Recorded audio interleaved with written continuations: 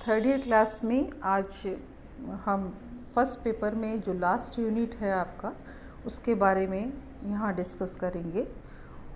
ये जो यूनिट है इसमें मनोविज्ञान और संगीत के बारे में पूछा गया है।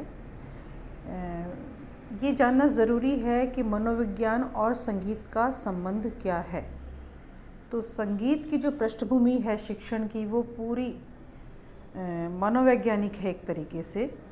हमारे गुणीजनों ने, हमारे जो संगीतज्ञ लोग थे, उन लोगों ने इन चीज़ों को, आज इसकी रिसर्च हो रही है लेकिन इस चीज़ को उन्होंने बहुत पहले जब संगीत की शिक्षा शुरू हुई थी तभी से ये चीज़ संगीत की शिक्षण में लागू हुई।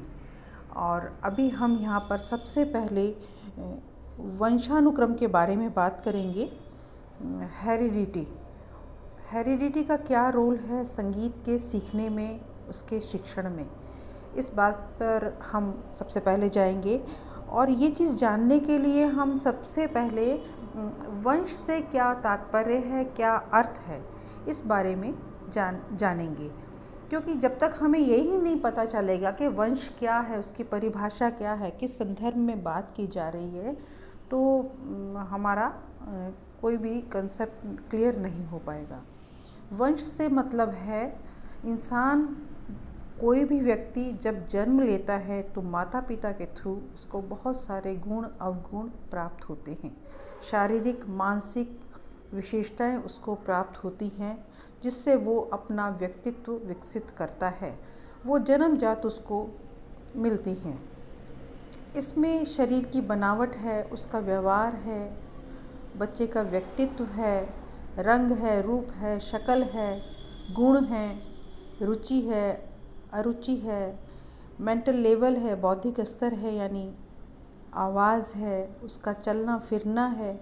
बहुत सारी जो बातें हैं वो वंशानुक्रम के अंतर्गत आती हैं जिसको हम नज़रअंदाज नहीं कर सकते हैं। किसी भी व्यक्ति का जब विकास होता है उसके व्यक्तित्व का, तो वंशानुक्रम के कई गुण उसके पास में पहले से ही विद्यमान होते हैं, जन्म से ही विद्यमान होते हैं, और वो उसको विकास करने में, व्यक्तित्व के विकास में काफ़ी सहयोग देते हैं, काफ़ी उनका योगदान होता है। ऐसे अगर हम गुणों को देखें तो लिंग भेद है, शारीरिक प्रभाव है, बुद्धि पर प्रभाव है, व्यक्तित्व पर प्रभाव है, स्वभाव उसका कैसा है, स्वभाव पर प्रभाव है। इस प्रकार हम कई सारे गुण हैं जो कहीं ना कहीं इंसान में छुपे होते हैं, बच्चे में छुपे होते हैं, जो उसके विकास में बहुत योगदान करते हैं। बहुत सारे मनोवैज्ञानिकों ने इसको अपने अपने तरीके से मनोविज्ञान को, वंशानुक्रम को परिभाषित किया है। और यूँ कहें कि सबके अपने अपने जो व्यूज़ हैं कहीं ना कहीं खरे उतरते हैं। इसमें वीएन झा ने कहा है, वंशानुक्रम व्यक्ति की जन्मजात विशेषताओं का एक पूर्ण योग है जो उनको जन्म से मिलती हैं। व्यक्ति को जो अपने माता पिता के द्वारा प्राप्त होती हैं, जितने भी गुण अवगुण हैं, वो उसके व्यक्तित्व में, इंसान के व्यक्तित्व में बहुत विकास में कहीं ना कहीं अपना योगदान देती हैं। वंशानुक्रम आप समझ गए होंगे। अब इसके बाद हम आते हैं कि संगीत में वंशानुक्रम की क्या उपयोगिता है, क्या उसकी भूमिका है, क्या महत्ता है, वो कहाँ संगीत शिक्षण के अंदर योगदान देता है, किस तरीके से उसके योगदान को देखा जाता है। संगीत जो है एक गुरुमुखी विधा है, ये आप सभी जानते हैं, जिसमें गुरु शिष्य को रूबरू बैठकर संगीत की लय, स्वर, ताल, उसकी बारीकियों को, उसकी समझ को, उसकी सूझबूझ को अपनी शिक्षा के द्वारा एक दिशा देता है। ये बात आप जानते ही होंगे, संगीत के विद्यार्थी हैं। लेकिन संगीत में वंश का जो तात्पर्य है वो दो तरीके से लिया जाता है। एक वंश परंपरा यह है जिसमें घराने का अनुसरण शिष्य लोग करते हैं। इसका मतलब है उनका कोई बैकग्राउंड नहीं है म्यूज़िकल, उनकी कोई सांगीतिक पृष्ठभूमि नहीं है, पारिवारिक कोई पृष्ठभूमि नहीं है संगीत की, लेकिन जब वो गुरु के पास बैठते हैं, उनसे सीखते हैं, उनसे सबक लेते हैं, उस पर रियाज़ करते हैं, अपने आप को उसमें डिवोट करते हैं, मेहनत करते हैं, तो वो घराने का अनुसरण करते हुए किसी मकाम पे पहुंचते हैं और एक अच्छे कलाकार बनते हैं। तो एक ये हो गया वंश परंपरा, जिसमें सिर्फ घराने का गुरु का अनुसरण किया जाता है, उनकी कोई म्यूज़िकल बैकग्राउंड नहीं होती है। अब दूसरी वंश परंपरा ये है कि जिसको पहले से ही परिवार में संगीत का माहौल मिलता है, संगीत के गुण मिलते हैं अपने माता पिता से, उनके परिवार में संगीत काफ़ी गाया बजाया जाता है। तो एक वो परंपरा है, वंश परंपरा है, जिसमें हम यूँ कह सकते हैं कि खून में ही संगीत है, मतलब उसको माता पिता के द्वारा वो गुण मिले हैं, संगीत के गुण मिले हैं। अब संगीत में चाहे कोई भी विधा हो, गायन हो, वादन हो, नर्तन हो, तीनों विधाओं में वंशानुक्रम की जो भूमिका है बहुत ही महत्वपूर्ण है।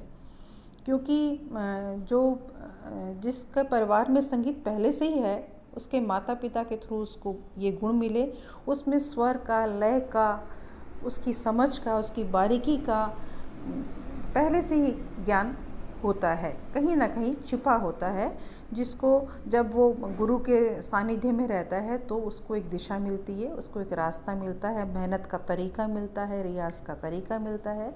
सब उसको जब मिलता है तो वो अपना जो ये छुपी हुई प्रतिभा है उसको कहीं ना कहीं उसमें निखार आता है। ये बहुत इम्पॉर्टेंट चीज़ है कि सांगीतिक पृष्ठभूमि में अगर कोई बच्चा जन्म लेता है तो उसको स्वाभाविक रूप से उसका जो डेवलपमेंट है संगीत के क्षेत्र में अपने आप होता चला जाता है। और ये एक तरीके से वरदान है बच्चे के लिए, छात्र के लिए, विद्यार्थी के लिए, एक तरीके से वरदान के रूप में सिद्ध होता है कि उसके पास में वंश से ही, उसके खून में ही संगीत के गुण विद्यमान हैं और उस छिपी प्रतिभा को, अपनी बुद्धि को वो इस प्रकार गुरु की शिक्षा के द्वारा प्रशिक्षित करता है कि उसे एक अच्छा आर्टिस्ट बनने का बहुत इसमें सहयोग मिलता है।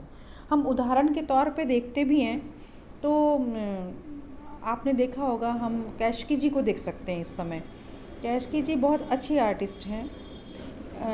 उनके पिता के द्वारा उनको ये गुण भी मिला, सबक भी मिला और उन्होंने अपना सारा जीवन रियाज में व्यतीत भी किया। अभी भी वो बहुत अच्छा आर्टिस्ट हैं। अजय चक्रवर्ती उनके पिता जो हैं बहुत अच्छे उच्च कोटि के कलाकार हैं, तो उनको ये जो गुण है अपने पिता से मिला। इसके अलावा वातावरण का भी बहुत सहयोग होता है। वंश के जो गुण हैं उसमें वातावरण अगर वैसा मिल जाता है तो सोने में सुहागा वाली बात हो जाती है। वातावरण और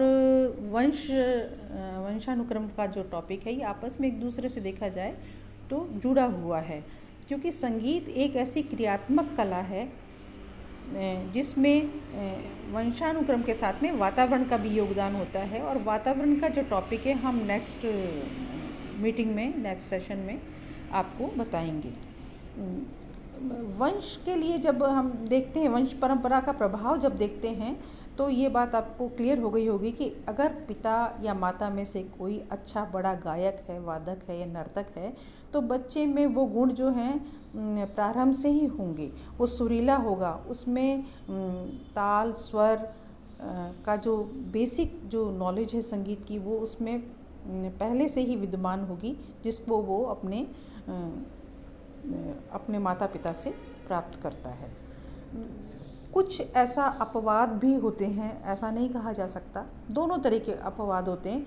कुछ लोग रुचि नहीं रखते हैं घर में होने के बावजूद भी, वो एक अपवाद है।